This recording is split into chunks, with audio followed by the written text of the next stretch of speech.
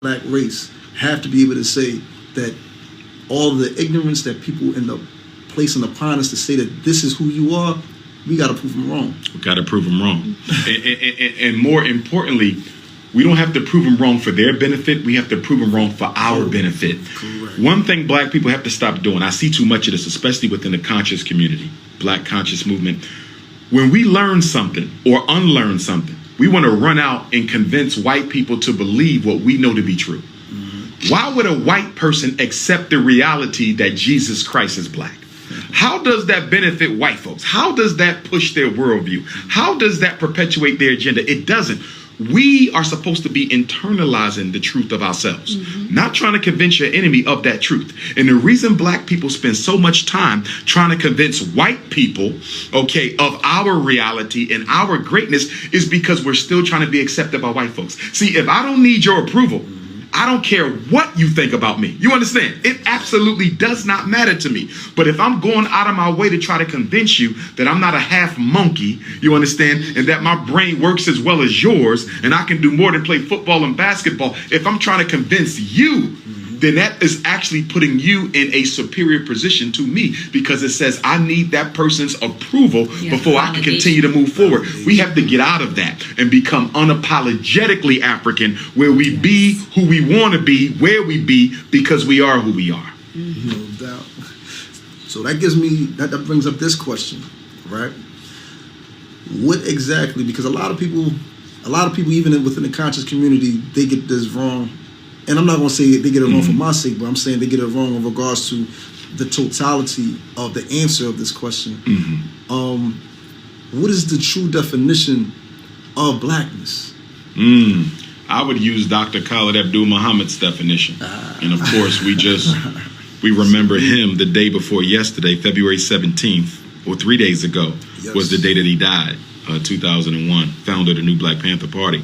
And Dr. Khalid Abdul Muhammad said that blackness was color, consciousness, culture, and a connection to the great divine creator.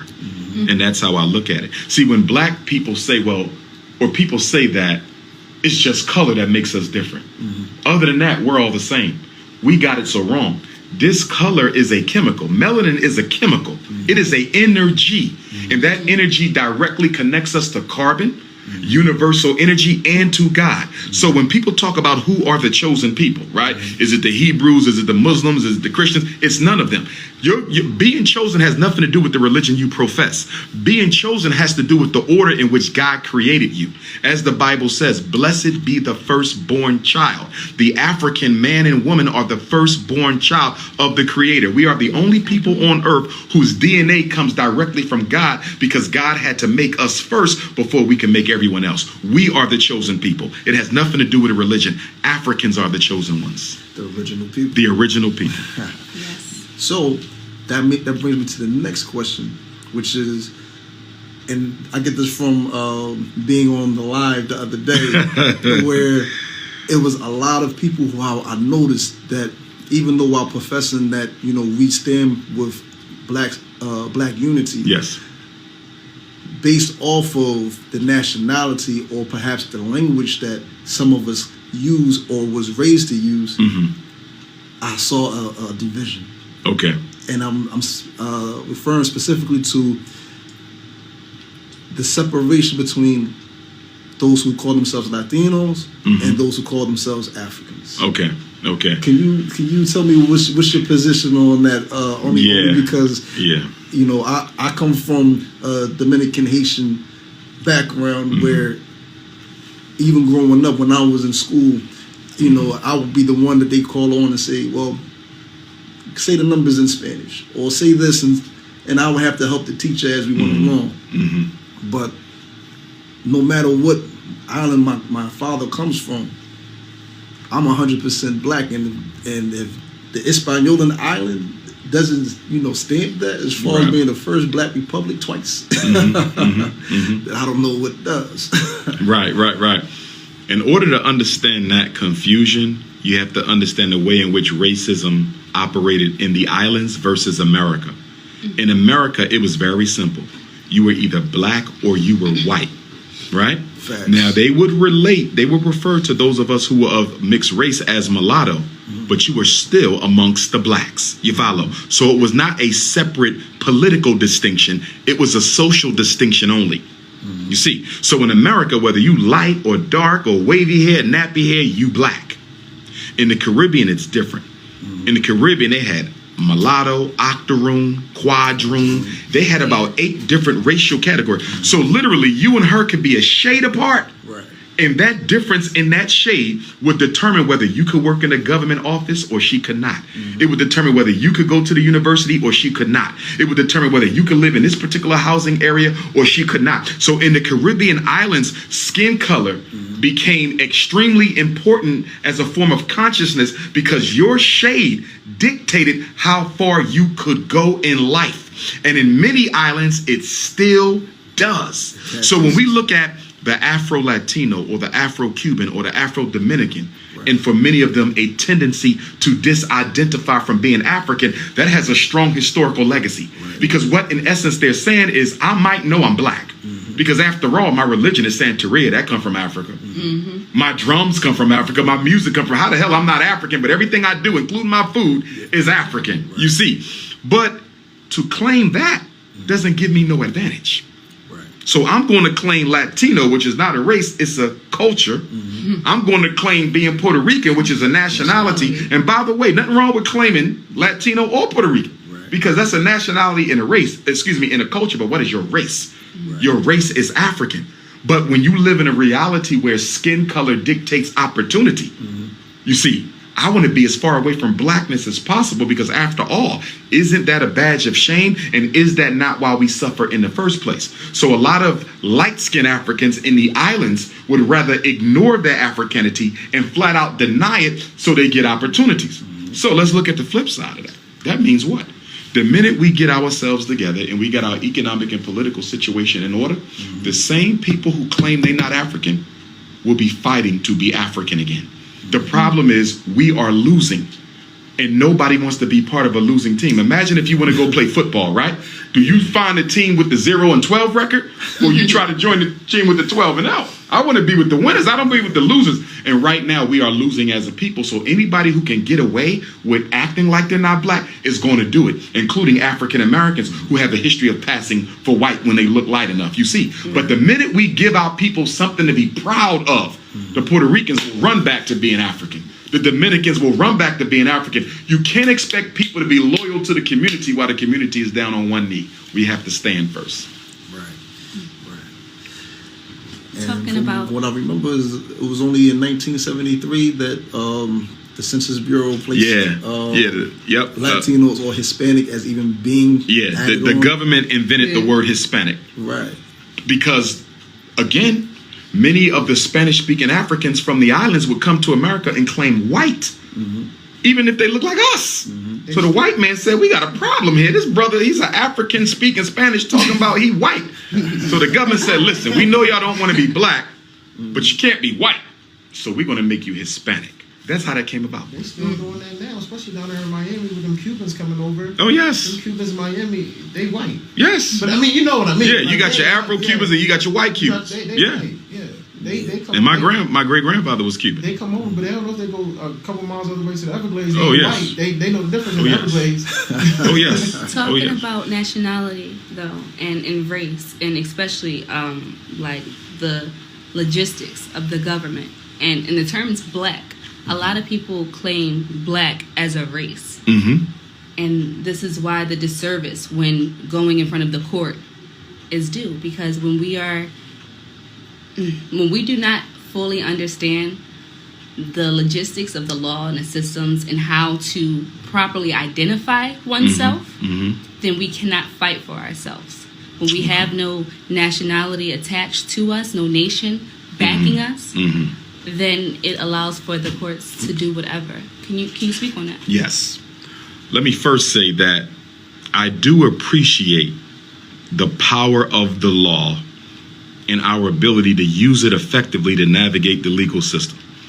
Because the legal system, in my opinion, is the word laws is an acronym, LAWS, for the legal arm of white supremacy. And I think knowing how to navigate can be powerful. And I have a lot of respect for brothers and sisters who study the law diligently as a strategy that can help our overall liberation efforts. But I totally disagree with brothers and sisters who argue that we can use the law to achieve liberation all by itself. Calling yourself black or doing what some of these brothers teach, and that is calling or referring to yourself as a free white person in the court of law, I'm never doing that. I will never refer to myself as a free white person, understanding what my people have done. Here's what I need us to understand. I understand the color of law, but I more readily understand the power of law. And the reason black people are treated the way they're treated in the courts isn't because they call themselves black. It's because there is no power attached to their blackness. Once you attach power to your blackness, you can call yourself whatever you want. See, I am a firm proponent of black people using whatever word they feel they need to use to self-identify. So if you want to be Hebrew, you want to be Moor, you want to be Nawapi, you want to be Nation of Islam, you want to be, God and Earth, whatever you are, I am fine with that, because as the original people, there's no one name that can capture the divinity of who we are. It's no different than with God. Allah, Buddha, Jehovah, Yahweh, Amen, Ra, Kanum, it don't matter. There's no one name that can describe the creator. It's impossible, because the creator is beyond description. And so is his first people, which is the Africans. Okay. So the issue isn't what you call yourself. The issue is the power that is attached to what you call yourself. Because even if you go in there and say, I'm a free white person, what power is the court going to give you by calling yourself white when everybody in the damn courtroom know you are not a Neanderthal? You follow what I'm saying? So it's ridiculous. And my thing is this: we have to be careful not to use too many get free quick schemes, because black folks, because we don't really want to work our way to liberation, we want to march, pray, vote, and be free white people in order to get, you see, none of that's going to give you liberation. If you study any liberation movement from any people, any nation, any time in history, Chinese, whites, Arabs, I don't care who you study, nobody got free with voting. Nobody got free with marching. Nobody got free with praying. And nobody got free by manipulating the legal system. Blood, sweat, and tears. How did you get out of slavery? Blood, sweat, and tears. How you get out of Jim Crow? Blood, sweat, and tears. How you get the Civil Rights Bill and the Voting Rights Act? Blood, sweat, and tears. Dr. King had to sacrifice his life. He was a blood sacrifice for your voting right. First of all, I'm going to say this. I 100% agree with everything you just said, especially when it comes to how we're supposed to get our own. Hard times call for drastic measures. Yes. But anyway, why is it that every time we do decide to have an uprising or a protest, why we always mess up our own stuff? I'm only 30 years old. I ain't seen in 30 years not one time, starting with can we all get along? Him. Starting with that situation where we rioted and didn't mess up our own stuff. Nobody made it over to Beverly Hills. Wilmington, Delaware. I'm from Wilmington, Delaware. Wilmington, Delaware historically had, I think, the longest occupation of the National Guard, I think, during the King Riots, right? 9 months, right? Longest occupation we had. Wasn't nobody out there in Claymont or whatever it is, Newark, Newcastle, Bear, Middletown, burning nothing. They was on Market Street over North Side burning everything down. I met one of the elders who was a part of that. Was they not? You know what I'm saying? So why? I mean, not that you got the answer, but what can you give clarity on what to do? I'm not saying we gotta go burn people's stuff down. I'm not saying I'm a believer in violence, but I'm a believer in self-defense. I ain't gonna never let you do nothing to me at all. But what is it that we can do? Because again, my whole point, what I said was, why don't we mess our own stuff up? We burned down our own buildings, hurt our own people, burned down our own stores, do everything. Even if that store in the corner is owned by a Arab or a Chinese or a Puerto Rican, it's still in our neighborhood. Our kids still get stuff from there, right? In the morning or whatever, you get stuff from that corner store. Why burn down that corner store? It's not going to get you nowhere. It's not. Black people are afraid of white people. And that's why when we riot, we keep it in the hood. Facts. That's facts. It's just that simple. It's just that simple. Look at Detroit. We are afraid of white folk. Keep this in mind. Keep this in mind. We are the only oppressed people in history who have never had a self-directed military campaign for liberation against their oppressor. Even we fought in the Civil War, but we fought on behalf of the Union against the Confederacy. So we were government troops. We never had a self-directed military campaign against our oppressors for liberation. In fact, we might be the only people in world history who has achieved some sort of a quasi-freedom without any direct bloodshed against the oppressor. That is the one step of our struggle that we have not ever entertained. I'm going to be honest with you, and we're not ready for it now, so I'm not saying we go out here and do anything. You will never, ever get free unless the white man comes to understand that you're willing to die for it. Until he knows black people are so fed up that they will die in order for their children to live, nothing will change. Fear is controlling the Negro, not the law, not money, not education. It is fear of the oppressor that keeps us in check. And that goes back to that Willie Lynch syndrome. Absolutely. You know, Absolutely. As long as every person who feels it within themselves to end up making a difference, they try to make that person an example for the entire community. But see, the thing is that the difference between a person who has that soldier mentality, they recognize that that person may have given their lives, but that person is a martyr, forever remembered by the soldiers. Yes, and one of the reasons why a lot more of us don't have the soldier mentality is because in the aftermath of Dr. King's murder, he was killed in 1968. So this April the 4th will be 52 years since Dr. King. Tomorrow is the 21st. So tomorrow is 55 years since Malcolm was murdered. Tomorrow to the day. Frederick Douglass died today. Malcolm X died tomorrow, right? They stratified oppression. What I mean by that, before integration, all four of us, you're a doctor, I'm a lawyer, she's a painter, he's an engineer, electrician. You make more money than three of us combined, but guess what? You live on the same block with us because you wasn't allowed to live nowhere else. You follow me? Right. Even though W.E.B. Du Bois was the first black with a PhD from Harvard, when he came to Philadelphia to work at UPenn, he had to live in the ghetto. There was no stratification of oppression. After Dr. King, they would stratify the oppression. Now you can go live out in Beverly Hills. You can go live out in Mount Airy. You follow me? You could go live in a gated community somewhere by the Schuylkill River. You follow what I'm saying? So now that you have the stratification of oppression, you got more to lose than me. He got more to lose than me. You got more to, you follow? So when you have black people who all suffer oppression, but who have different things to lose, now you start wondering whether you want to struggle with us, because after all, you got a Benz and we still on Scepter. And that's the problem we got, because we're no much. Because athletes and entertainers, if they were politically conscious and if they had the heart of a lion, they could revolutionize America overnight, because they have the ears of all the youth. Which is one of the reasons why they killed him, Tupac Shakur. Because you got the top-selling rapper, a child of the Panther Party, mother was a leader of the New York City Black Panther Party, and he is the #1 selling rapper. If he wanted to, he could start a revolution right now. That's how powerful Tupac was. So they said, we're going to knock him off, and we're going to replace him with Negroes who didn't even think about black revolution. You follow what I'm saying? In order to contain the masses, because here's the one thing we got going for us. Our youth are politically uneducated, but they are fearless. Yeah. If you take the fearless black youth in America's streets and you politicize them, you got an army.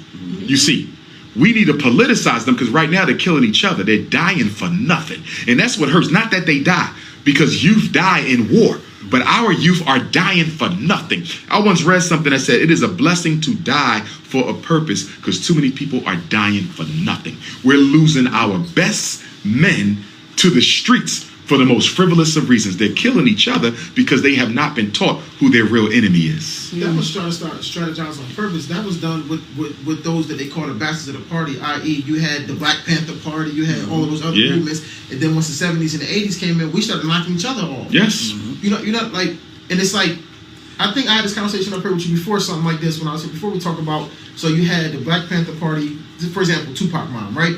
She a Black Panther, his auntie a Black Panther, they got them. They lock all of them up, kill all of them, put all of them on drugs. So then you got their kids come along, right? Their kids come along with no guidance. Now they was taught to fight. They was growing up their whole life taught to fight, but now they don't know who they fighting. Right. So now they fighting themselves. We fight each other. So then the 80s and the 90s come in, and then the crack era come in. So now we fighting over money, because anybody had money before. So now we fighting over money. We making $5 grand a day, hand over fist, off of each other. Then they go from that to now they got kids. But now ain't nobody making no money, so everybody go back to being poor again on a different level. But now all of their dads, uncles, and brothers is in jail. So then you got my generation, right? And your generation, late 80s, early 90s is born. So now we coming out, we getting out of jail, we're not going to jail, we getting out of jail, we getting educated. But we hard, but we soft though. Because we wasn't taught to fight for nothing.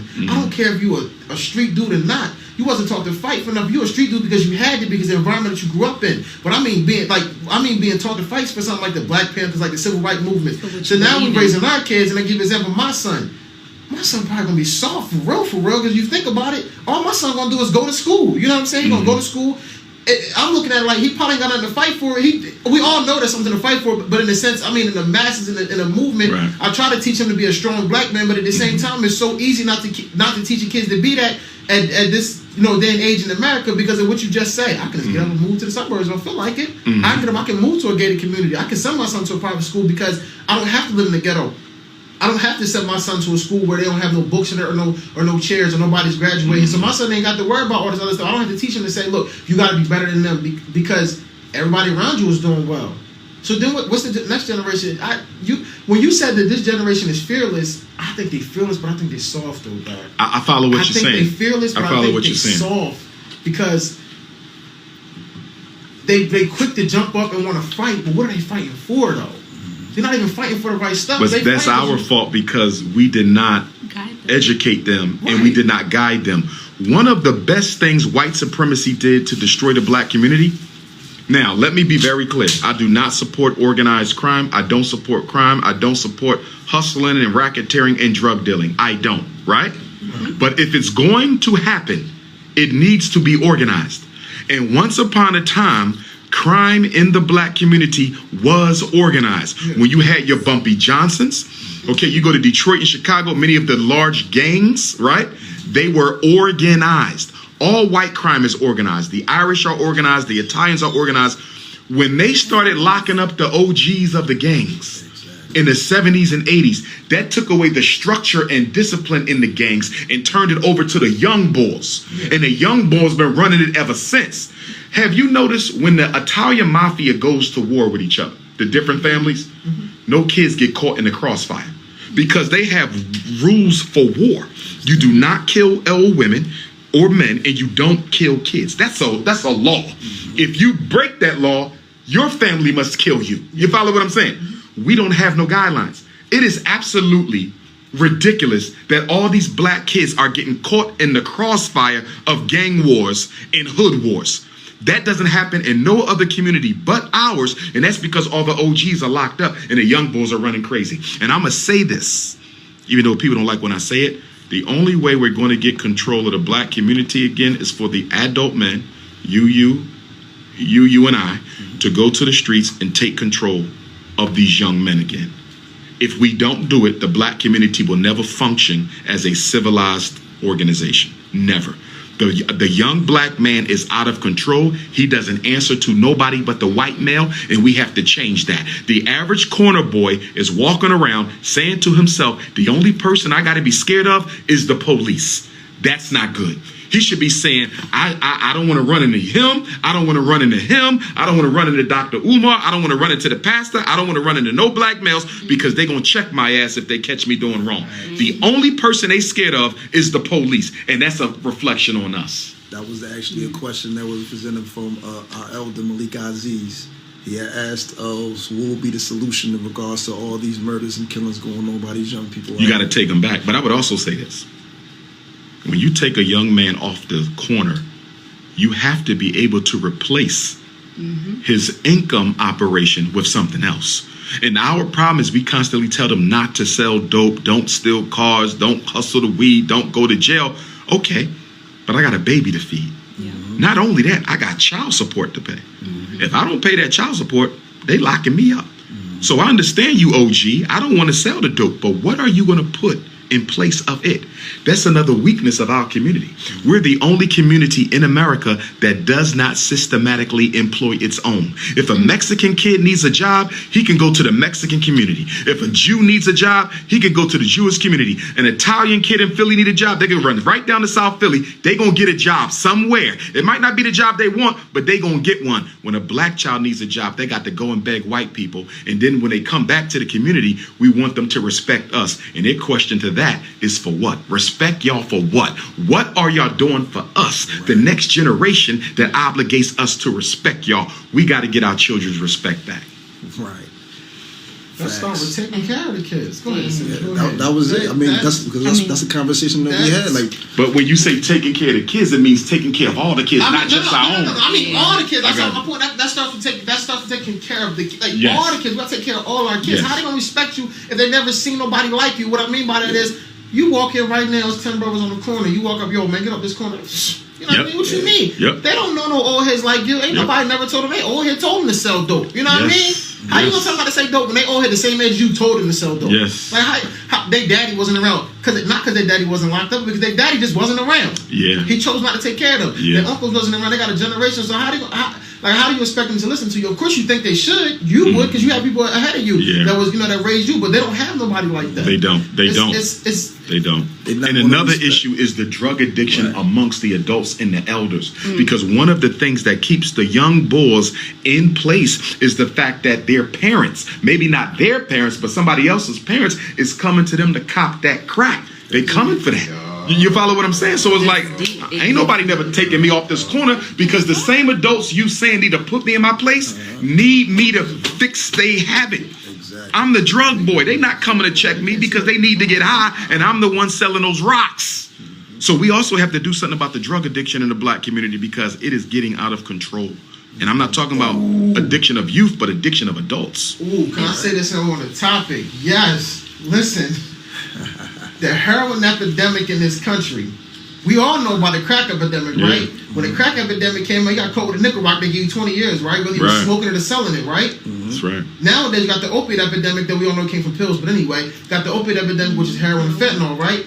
They selling it, they selling it and they using it.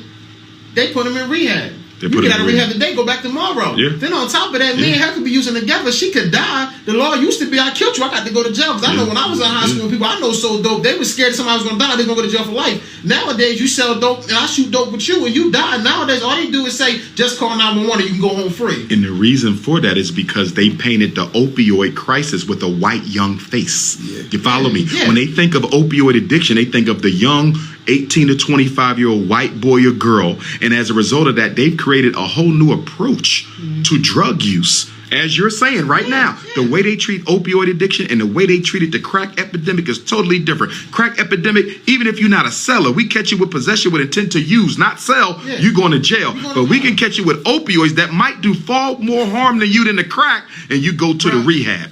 Bro, let me say this. I'm telling you, this is facts. This is what I do for a living. I'm giving you facts. Listen, explain something to you. The worst thing you can do to your body is alcohol, but we're not even going to get into that.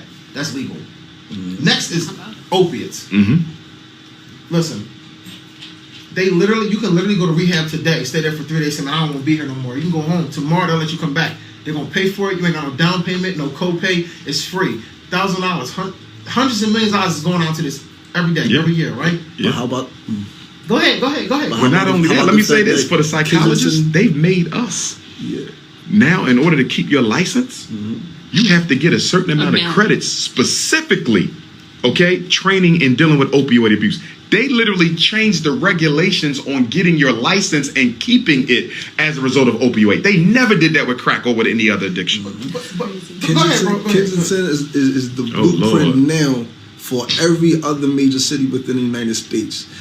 Kensington, around Allegheny, Kensington and Allegheny is the only place throughout all of the major cities that I've been through where being hooked on opioids, dope, and everything else is legal. I mean, we go through it on a regular basis, and they give out syringes. You literally have syringes. It's everywhere. Like Amsterdam on the Wire. Remember the Wire? They had a zone called Amsterdam open air drug market. Right. But anyway, the judge, a federal judge, approved for the city of Philadelphia to have a legal shoot. They call them shooting galleries. Legal shooting gallery They're going to put it in Kensington. But outside of that, this isn't the first time we had an opiate epidemic in this country. No, it's not. We had an opiate epidemic in this country where he spoke about Bumpy Johnson. Yeah. That started with the opiate epidemic. Yeah. You understand what I'm saying? But it was black people and it was in the 1970s. hood, and nobody said anything. They was coming through, robbing us and killing us and selling it to our people on purpose. Then you had crack come in. For 20 years, crack was knocking us off. Either we was going to jail, we was dying or killing each other, right? Reaganomics. Yeah. Then out of nowhere, 15, 20 years later, Yeah. But you know, they engineered it. The government engineered the opioid epidemic just like they engineered the crack epidemic. All the drug epidemics come from the government. Remember, every illegal drug was once legal. Everything. You see. But here's the other point that I wanted to make. One of the reasons they're protecting these young white drug addicts is because right now 25 of America's 50 states have a white population that has a 0% growth rate. In 25 states, more white people are dying than are being born, right? So you have to put that up against the fact that the Latino numbers are climbing. They've kind of held ours constant, but the Latino numbers are climbing and white numbers are declining. Half the states, they're not birthing babies. They're not having them. So they need to save as many young white people as they can in order for them to procreate. Part of the problem with having that recessive DNA that they have is it makes it difficult to repopulate, which is why a lot of white women take fertility drugs. You follow me? Because they can't have the 2 and 3 and 4 and 5 babies that the black woman can have. And they make the black woman feel bad about being fertile. When the truth of the matter is they're jealous of your fertility. See, whatever they cannot do, they demonize. And whatever they can do, they glorify. So guess what? We're not good at football. We're not good at basketball. We're going to say because those are monkey sports. You follow? And anything white folks is good for becomes great. And what other black people can do better than white folks is automatically considered irrelevant. And we have to stop taking our values from them, because if black people keep on taking values from white folks, we'll be exterminated. Exactly. Facts. And extermination is definitely their agenda. Even when you think about the birth control and the agenda behind the whole birth control and parenthood, and think about how many, like, doctors are snatching wombs out of women. Let's mention it. Let's mention these surgeries that we're going into not knowing about our own body, or not even knowing and thinking that the doctor has the answers because of the degree, and that we can be safe with them.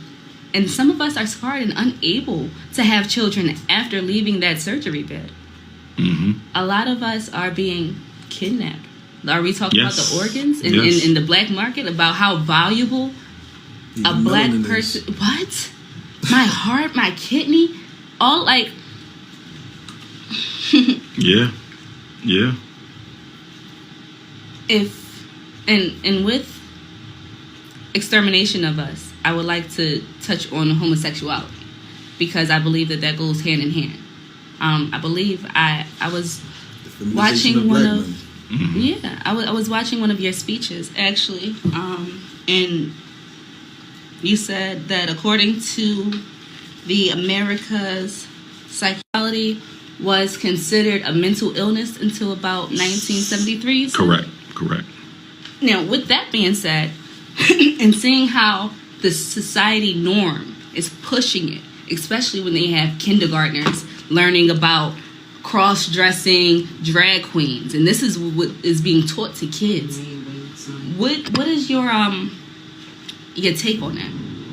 I believe that as part of the population control war against black people, the government has set upon a campaign to advertise, market, and promote same-gender relationships in the black community, particularly among the males.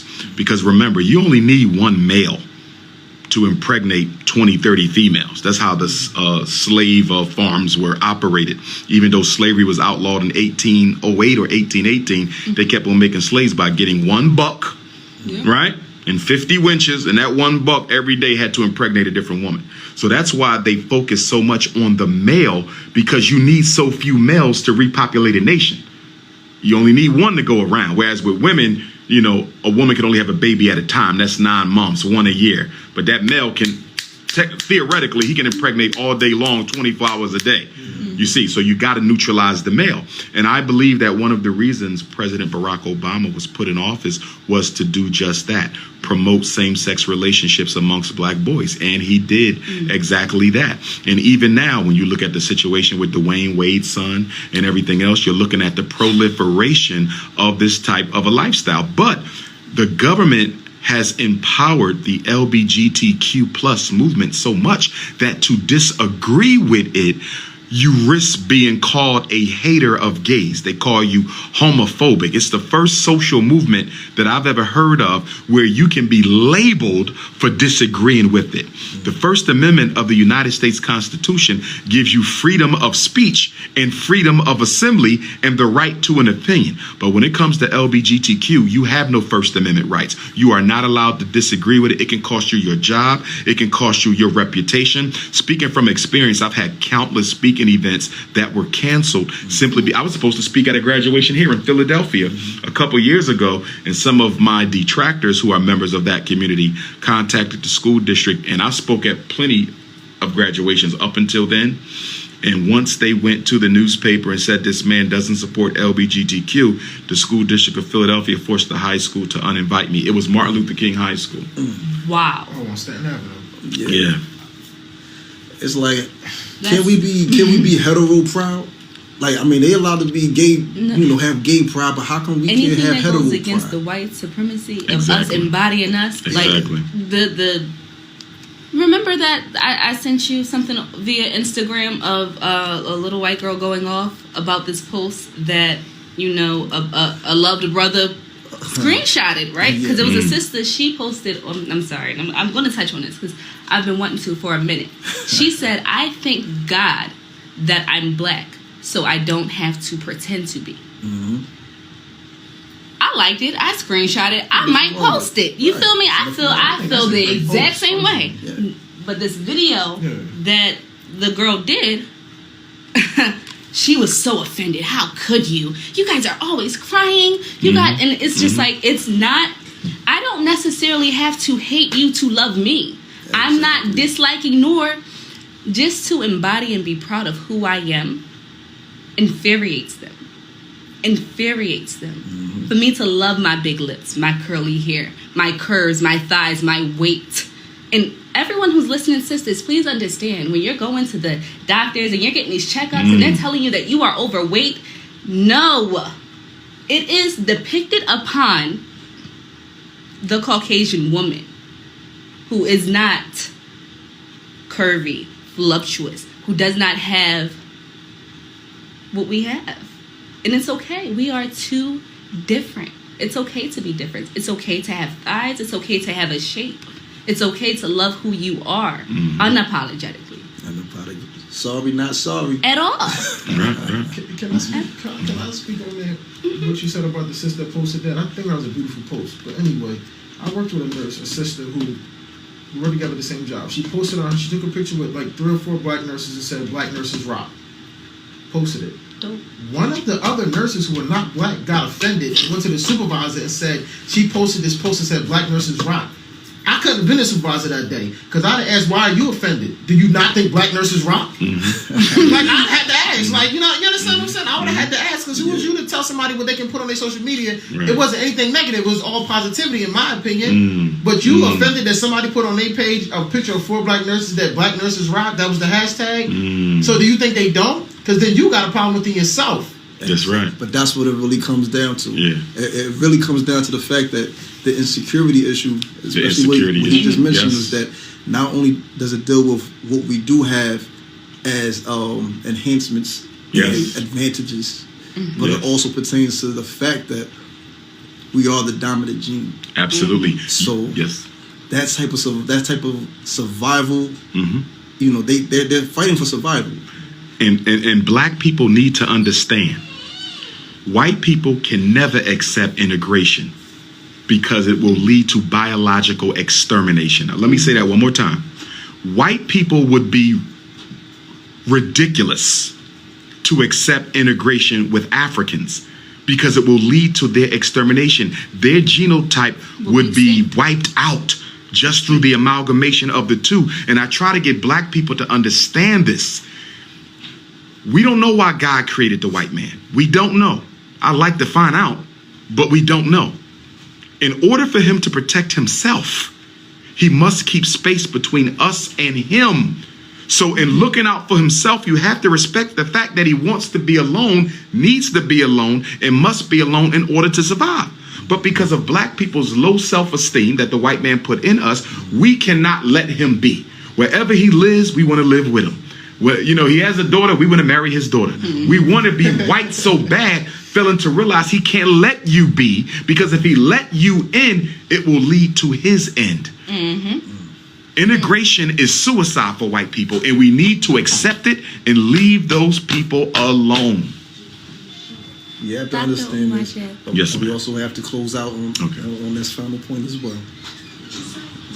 Me? Okay. So I just wanted to touch on Black Wall Street and your West African project. Yes.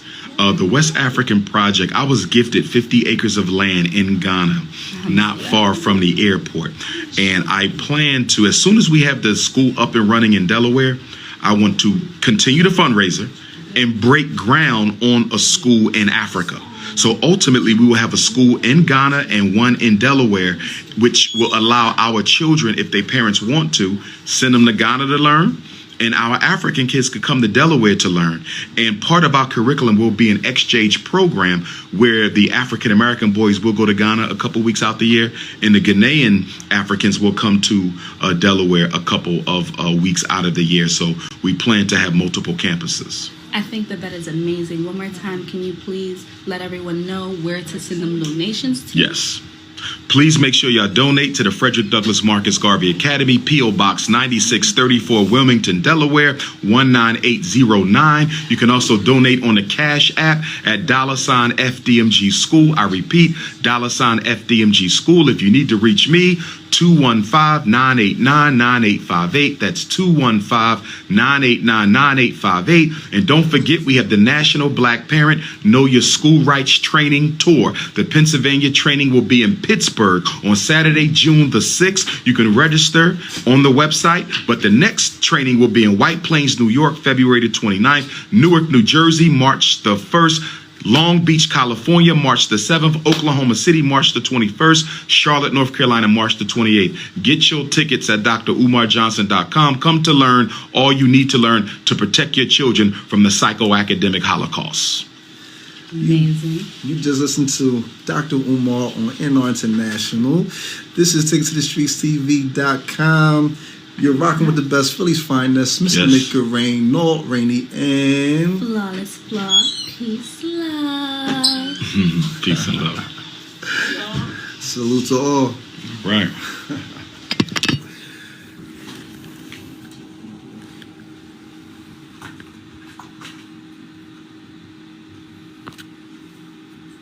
Mm-hmm.